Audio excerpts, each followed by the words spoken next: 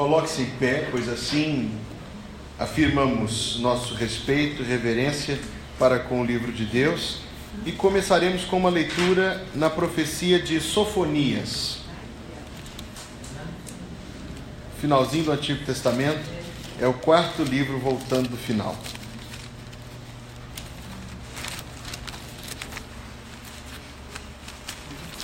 Profeta Sofonias.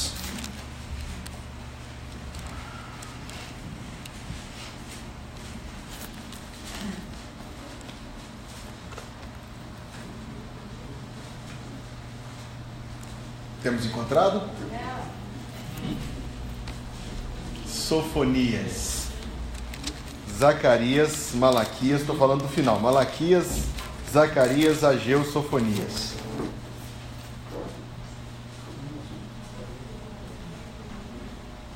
Capítulo 3, verso 17.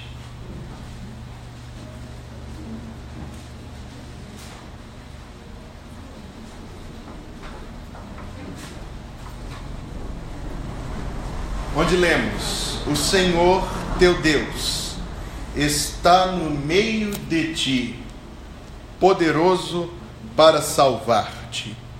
Ele se deleitará em ti com alegria, renovar-te-á no seu amor, regozijar-se-á em ti com júbilo. Frisamos essa expressão: o Senhor teu Deus está no meio de ti, poderoso para salvar-te. Salmo número 63.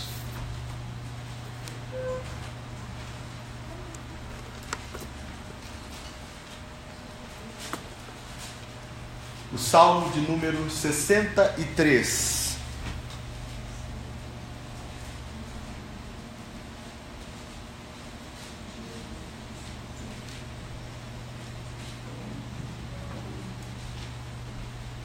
Versos 1, 2, 3 e 4. Ó Deus, tu és o meu Deus forte, eu te busco ansiosamente, a minha alma tem sede de ti, o meu corpo te almeja como terra árida, exausta, sem água. Assim eu te contemplo no santuário para ver a tua força e a tua glória, porque a tua graça é melhor do que a vida, os meus lábios te louvam. Assim cumpre-me bendizer-te enquanto eu viver, em teu nome levanto as mãos.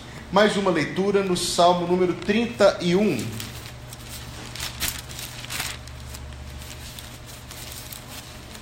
Salmo 31.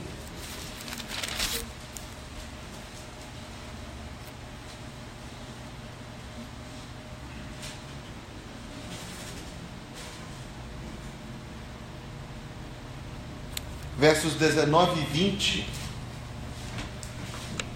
Salmo 31, versos 19 e 20. Como é grande a tua bondade que reservaste aos que te temem, bondade da qual usas perante os filhos dos homens, para com os que em ti se refugiam. E o começo do verso 20: no recôndito da tua presença, tu os esconderás. No recôndito da tua presença. Salmo número 16.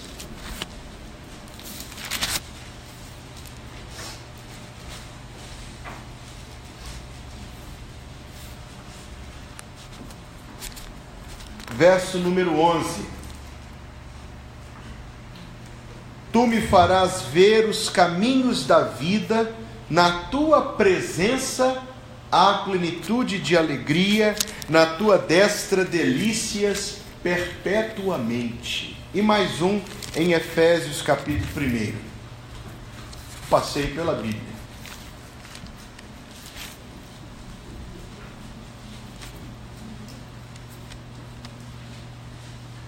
Efésios, capítulo 1,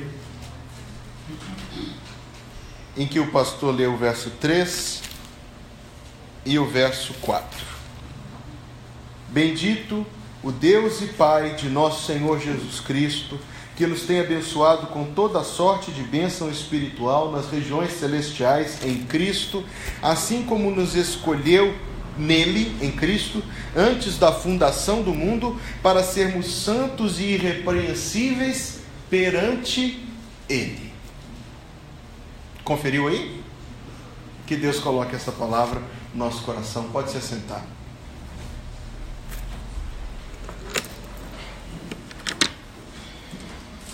A história de um rapaz de Minas Gerais, do interior de Minas, que nunca tinha visto areia nem água salgada do mar, e que conseguiu juntar os trocados e foi ao Rio de Janeiro. E chegou ao Rio de Janeiro e a sua expectativa imensa para aquela visita era ver o famoso pão de açúcar. Você já viu o pão de açúcar? A primeira vez que a gente vê o pão de açúcar, digo assim, o pão de açúcar presencialmente é uma coisa impressionante, porque ele é alto e diferente das montanhas aqui de Minas, ele é meio solitário. Claro que tem algumas coisinhas do lado, mas ele é bem singular ali. Então o mineirinho tinha a expectativa tremenda de ver o pão de açúcar e alugou um quarto de hotel, fazendo questão que da janela do quarto ele conseguisse ver o pão de açúcar.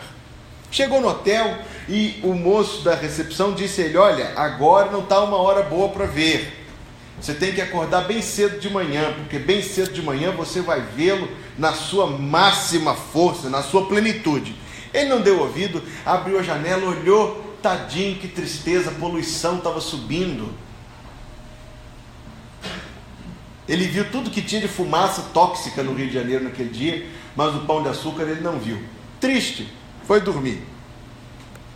Acordou bem cedo, mas cedo que ainda estava escuro. Abriu a janela e o que viu? Neblina. Ficou chateado.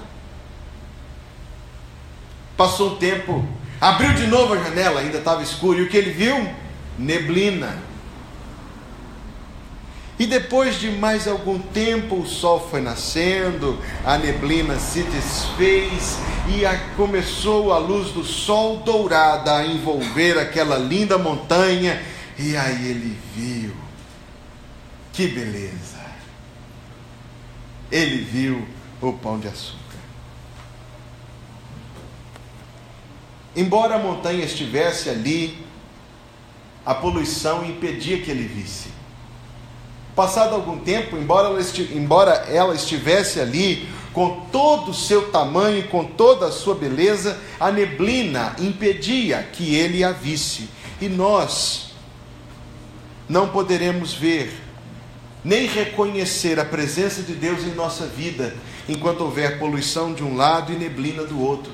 Para contemplarmos a presença de Deus, presença da qual lemos nestes textos, é preciso limpar a poluição, é preciso tirar a neblina, e aí nós veremos a presença do Senhor. O que significa andar na presença de Deus? Se você vai num lugar e tem uma pessoa lá, e você olha, aquela pessoa está naquele lugar, aí depois você vai para outro lugar e aquela pessoa está lá novamente, e aí você sai dali e vai para a rua e olha para trás e aquela pessoa está com você na rua. Já aconteceu isso? Às vezes por coincidência isso acontece. E aí você chega em outra loja e aquela pessoa entra na mesma loja que você. O que você vai sentir disso? Não é uma sensação boa. Não é uma sensação boa. De vez em quando eu ando aqui, principalmente nessa rua Frei Orlando, esse pedaço aqui perto da igreja, se eu estou num lado da rua e eu vejo que tem uma moça andando logo em frente, eu faço questão de atravessar para que ela não fique com medo de mim. Vai em paz, minha filha, fica tranquilo. A ideia da presença de Deus nos acompanhar por todo lugar, para alguém pode parecer muito, muito, muito estranho. Um policial vigiando, alguém acompanhando e anotando os nossos passos. There is someone walking behind you. Tem uma música antiga que fala isso. Seria algo muito estranho, mas eu fiquei pensando nisso quando percebi que Deus nos criou, a mim e a você, como seres distintos dos animais. Uma das coisas que nos diferencia é que nós temos intimidade. Você já pensou nisso? Você conversa palavras dentro da sua cabeça que ninguém ouve e que pertencem somente a nós, pensamentos, sentimentos que pertencem somente a nós. Uma das coisas que nos faz humanos é que Deus nos criou com privacidade, com essa particularidade nossa. E o que Deus queria com isso? Então eu entendo que Deus criou-nos com intimidade para que pela intimidade surgisse a comunhão. Deus nos criou com privacidade para que existisse proximidade. Deus nos criou como pessoas que pensam, que sentem, que vivem, que têm sentimentos, que têm opiniões, que têm sonhos, para que nós possamos experimentar a beleza da comunhão uns com os outros, sem dúvida, no casamento, na família, sem dúvida, com os filhos, sem dúvida, na igreja, sem dúvida, mas a suprema forma de comunhão, a comunhão por excelência, a comunhão designada desde o princípio da criação, era que os nossos sentimentos, que os nossos pensamentos fossem abertos a Deus, e nós usufruíssemos de intimidade com Ele, de privacidade, de proximidade. Deus nos criou como seres com os quais Ele poderia relacionar-se, mas nós, irmãos, por causa do pecado, transformamos essa privacidade em secretismo, em isolamento. Estranhamo-nos de Deus. Nós conhecemos o relato de Gênesis de que Deus todos os dias ia ao encontro do nosso ancestral pai Adão e de nossa ancestral mãe Eva. Mas não imaginemos que Deus ia lá para fiscalizar. Ah, Adão, você fez tudo que eu mandei você fazer hoje, Adão? E você, Eva? Não pensemos que Deus ia lá fazer uma ronda e inspecionar as coisas. Absolutamente não. Não tem essa ideia da pessoa sublime de Deus. Deus ia aproximar-se de nosso ancestral pai Adão e de nossa ancestral mãe Eva, para que houvesse comunhão, proximidade, intimidade, para que nós, por assim dizer, na pessoa dos pais, conhecêssemos a Ele, para que Ele nos conhecesse a nós. Adentra o pecado, nós conhecemos o relato das origens, adentra o pecado na existência e na vida do homem, e a primeira coisa que Adão e Eva fizeram ao pecar foi esconder-se. A primeira coisa que Adão e Eva fizeram ao pecar foi esconder-se, foi cobrir-se, afastar-se da pessoa de Deus. E Deus, quando entra no jardim, faz a pergunta: Adão, onde estás? Não estava no lugar habitual, não veio se apresentar na presença do Senhor, não veio como antes vinha, com alegrias e com dúvidas e com tristezas e inquietações, não veio como antes vinha de coração aberto perante Deus. Vem Adão pela primeira vez envergonhado, amedrontado, acabrunhado, estranho, pela primeira vez estranho a Deus, e diz assim: eu fiquei com vergonha, Senhor, porque eu estou nu. Quantas vezes Adão apresentou-se nu perante Deus antes daquilo? Várias. Não sabemos o número, não sabemos quanto tempo se passou naquilo ali, quanto tempo durou aquela comunhão inicial, mas várias vezes. Isso para Deus não tinha problema nenhum. Não tinha problema nenhum para Deus. O problema estava em Adão. O problema estava no coração de Adão. Neste sentido, meus caros, é que nós igualmente herdamos de nossos ancestrais, primeiros pais, É nesse sentido que nós compartilhamos com toda a humanidade um lamentável afastamento da pessoa de Deus, em que algo interfere essa comunhão que Deus havia inicialmente designado. Neblina, se você quiser, poluição, se assim pensar, que ocultam de nós a presença de Deus, que nos afastam. Deus nos criou, repito, como seres dotados de privacidade, de intimidade, de pensamentos, de sentimentos, e nós usamos dessa privacidade para nos esconder dele. E nós usamos disso para encobrir aquilo que nos entristece e talvez o que nos envergonha. Os textos que lemos: o Senhor está no meio de ti, poderoso para salvar-te. Sofonias escreveu estas palavras num tempo em que o seu povo, em que o próprio povo de Deus, Israel, estava completamente distante, tomado pelas suas vaidades, tomado pelas suas idolatrias, envolvido e ocupado com os seus afazeres e com os seus planos e com as suas guerras e com as suas estratégias. Semelhante, não resta dúvida, a muitos corações. Há muito e por muito estranhados de Deus. A palavra diz: o Senhor está no meio de ti, poderoso para te salvar. É notável os textos que nós lemos, porque a presença de Deus, nós lemos no Salmo 31, é um refúgio, um esconderijo. Não no sentido de que nós vamos fugir dos nossos problemas, entrar lá e sublimar, mas no sentido em que em Deus nós encontramos defesa, fortaleza, proteção e segurança. O texto que lemos fala: em tua presença há plena alegria. Salmo 16, verso de número 11. Entretanto, alegria é algo que a gente não entende bem, porque a gente confunde, ou somos tentados a confundir, alegria com festa, alegria com risada, alegria com música. Estas coisas podem muito bem ser entendidas como euforia,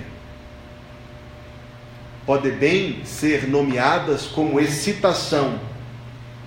Alegria não. Alegria é algo que Deus reserva para aqueles que em nome de Cristo Jesus se aproximam dele. A alegria é algo que só está presente no coração que verdadeiramente conhece o Evangelho e Cristo como seu Salvador. Alegria, para colocá-la na sua dimensão bíblica, não é você estar dando risadas altas e histriônicas, mas você encontrar contentamento na presença de Deus. Isso é alegria. Lembremos-nos daquela confissão tremenda da qual a Escritura nos fala: embora houvesse espinho na carne de Paulo, a graça de Deus lhe bastava. E quando entendeu isso, confessou de boa vontade: pois me gloriarei nos sofrimentos, nas tristezas, para que sobre mim abunde a graça de Cristo Jesus. Bem terá dito alguém que o Espírito bendito de Deus é semelhante à água. Assim como a água procura o ponto mais baixo para se acumular, procura-nos, enche-nos o Espírito Santo quando mais quebrantados estamos, quando mais sensibilizados estamos. Eu ouvi uma pregação, quando participei da Convenção Batista Brasileira. O pregador usou uma comparação interessante. Ele dizia que ele afirmou, eu quero ser como o cipó, porque a tempestade enrola o cipó no galho. As tormentas da vida, se eu quiser e alcançar ser como o cipó, vão me enroscar bastante em Cristo, onde eu estarei firmado, seguro e estabelecido. Em tua presença, diz o Salmo, há plena alegria, delícias, ele diz, tenho sempre em tuas mãos. Que são delícias? Bem, a gente vai na casa da nossa mãe hoje e bate aquele pratão e diz: oh, que delícia! As delícias da qual a Bíblia nos diz são delícias de natureza espiritual.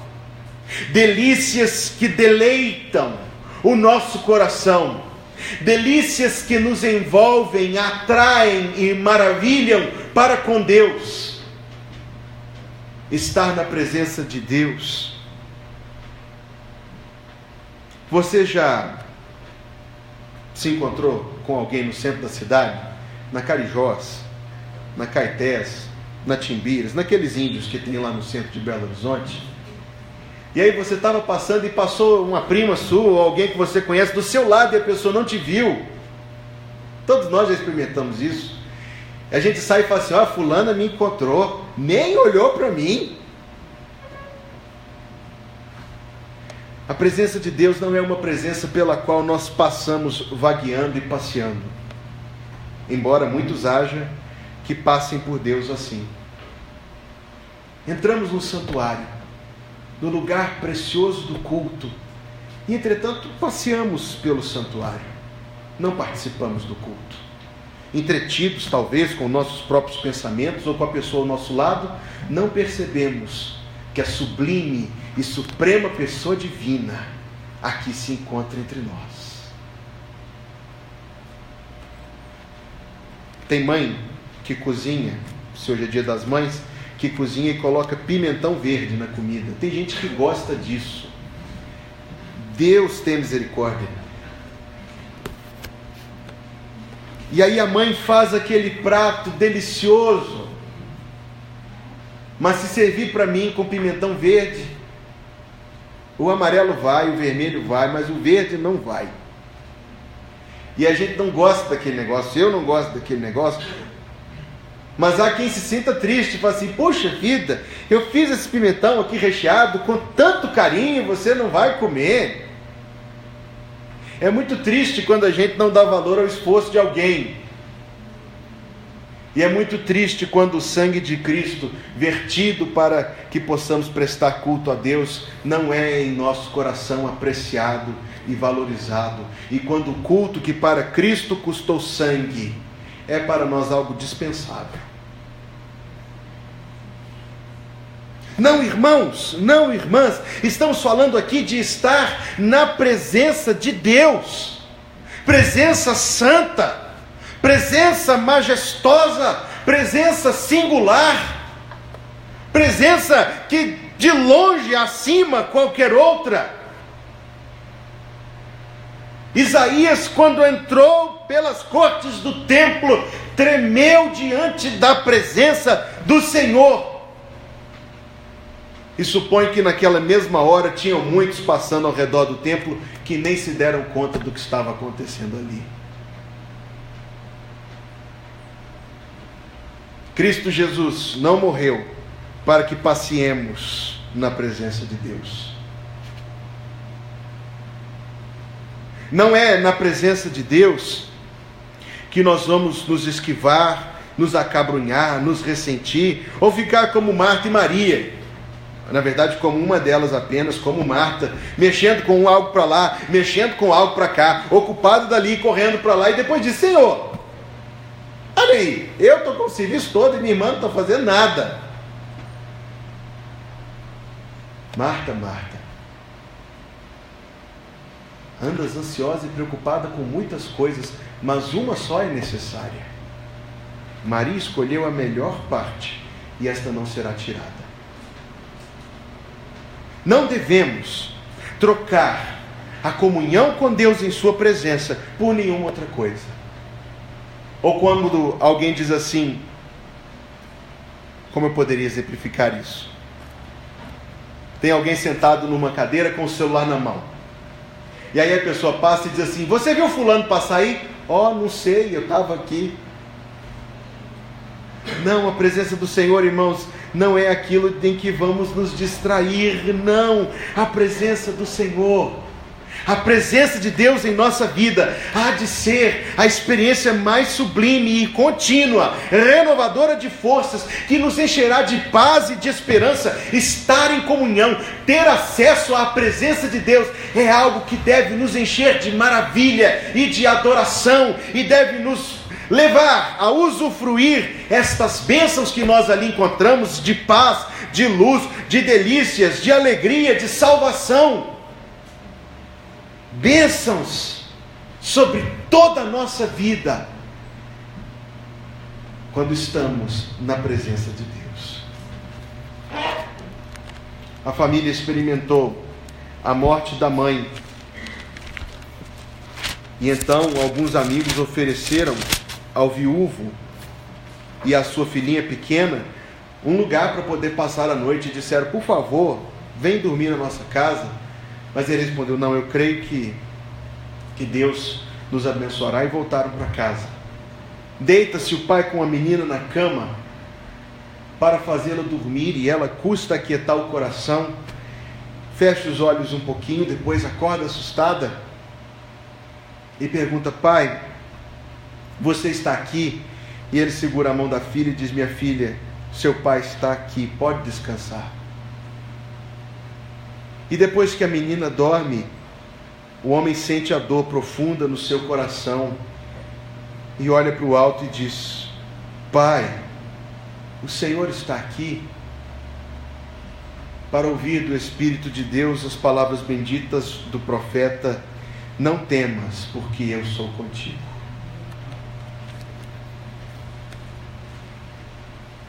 Se nós, irmãos, andamos na presença de Deus,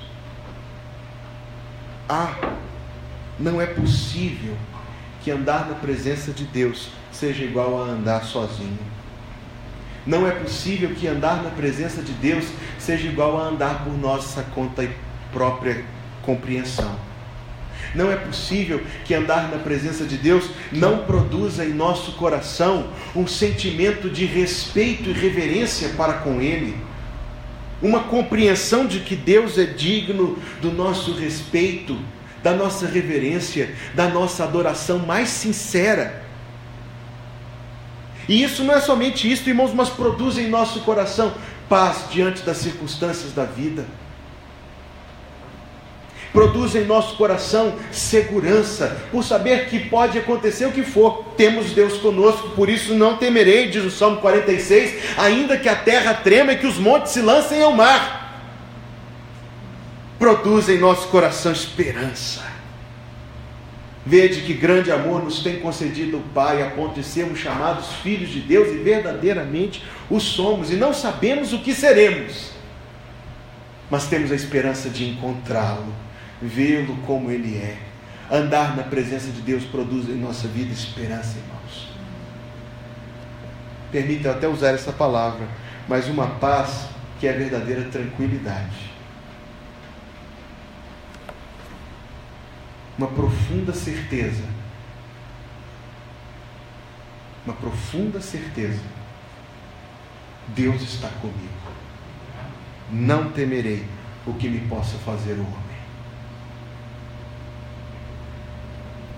A minha experiência cristã, contudo, talvez não muito diferente da sua, mostra que o domingo é um dia especialíssimo, em que, se eu busco participar do culto de maneira espiritual e sincera, eu saio deste lugar com os pés nas nuvens e o coração ainda mais alto, e chego em casa cantando esses hinos de 400 anos atrás com alegria tremenda, como nós vamos cantar agora: louvemos tão grande amor que Cristo assim nos manifesta.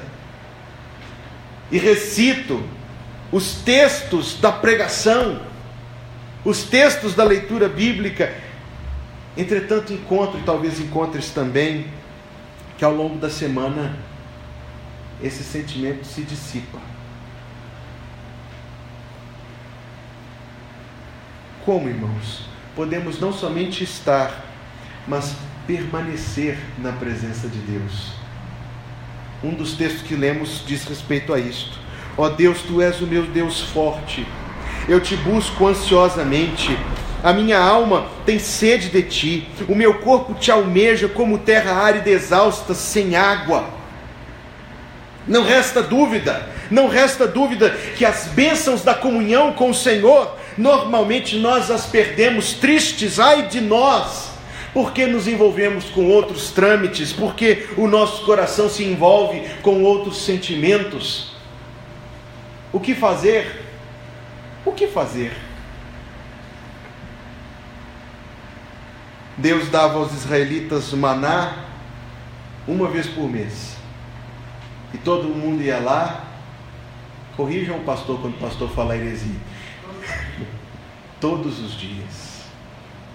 Deus não dava aos israelitas maná para eles estocarem baldes e caixas e sacos. Eu não sei como eles armazenavam as coisas. Jarros talvez, bacias, em prateleiras. Deus dava ao seu povo o maná diário. O maná diário.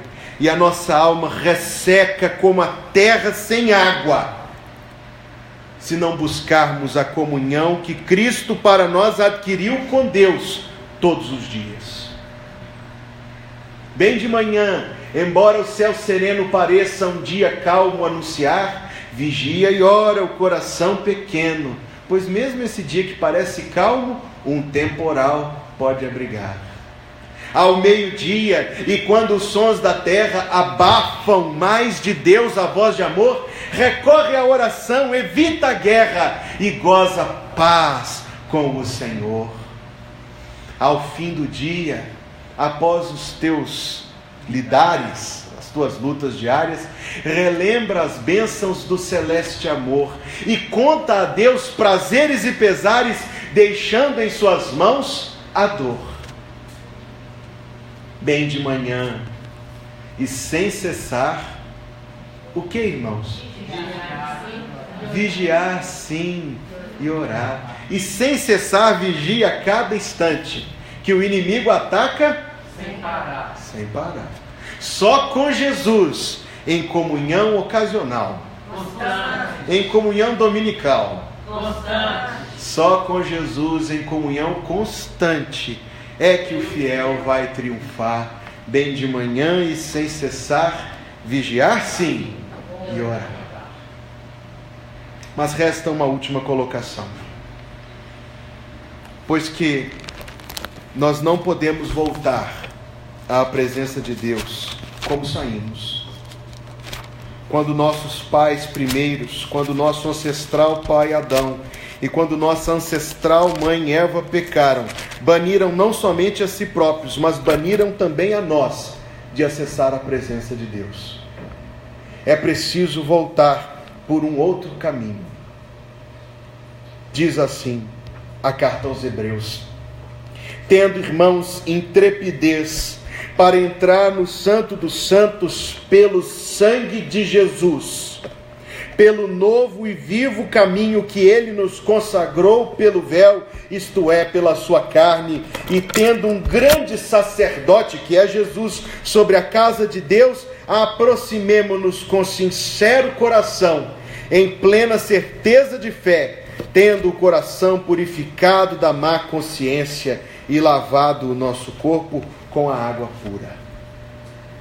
Se tentarmos nos apresentar perante Deus nas nossas boas intenções, lembre-se que Uzá e Aiô estavam cheios de boas intenções quando queriam impedir que a arca de Deus caísse, e sobre ela puseram suas mãos. Boas intenções não lhes garantiram acesso à presença de Deus.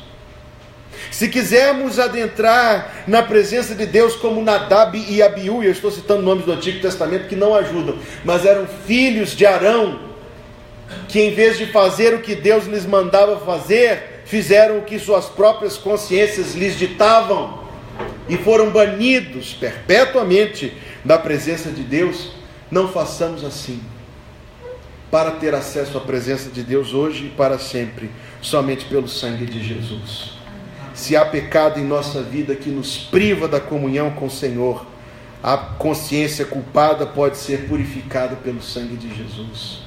Se alguém ainda não conhece a Deus como seu Salvador, não compreende a morte de Cristo na cruz, compreenda, Ele morreu para nos salvar. Se a morte de Cristo para você é um enigma, deixe de ser. Ele morreu em nosso lugar para estarmos na presença de Deus. Se alguém está frio na fé, talvez adormecido, que o som da palavra te desperte em seu coração e te aproxime para o usufruto da bênção desta comunhão.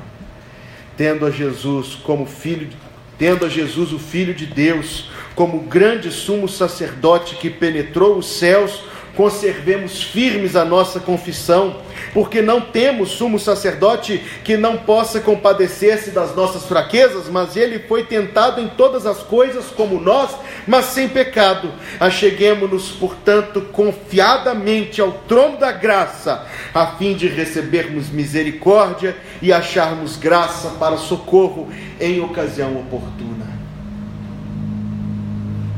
Prezados e prezadas, lemos esta noite diversos textos que nos narram o que há na presença de Deus: salvação, segurança, alegria, delícias, paz. Há estas coisas no seu coração? Há estas bênçãos em seu viver? Se não há, venha ao Senhor. Se houve e não há mais, volte ao Senhor. Se há, sempre há mais. Venha ao Senhor. Na presença de Deus, em comunhão com Deus, usufruiremos todas estas bênçãos e bendiremos a Cristo, que por nós viveu, morreu e ressuscitou, para vivermos e andarmos na presença de Deus. Cantemos que grande amor, que excelso amor que Cristo nos mostrou, para se tornar o Salvador, a vida não negou. Põe-se em pé e louvemos tão grande amor que Cristo assim nos manifesta, que maravilha de amor que nos trouxe para Deus.